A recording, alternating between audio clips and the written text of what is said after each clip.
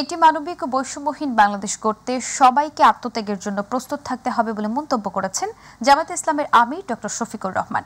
সকালে দিনাজপুরের বীরগঞ্জ উপজেলায় বীরগঞ্জ কলেজ মাঠে পথসভায় প্রধান অতিথির বক্তব্যে একথা বলেন তিনি বলেন, যে দেশের শাসক নিজেকে মালিক মনে করবে না এমন একটি বাংলাদেশ চায় জামায়াত।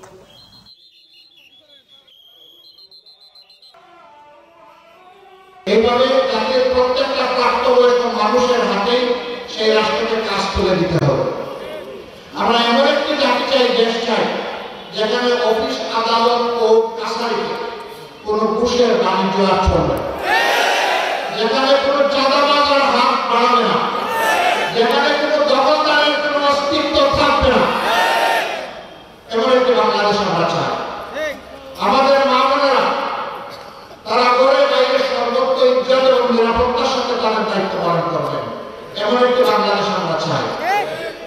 আমরা একটি মানবিক বাংলাদেশ চাই, যে বাংলাদেশের প্রত্যেকটি নাগরিক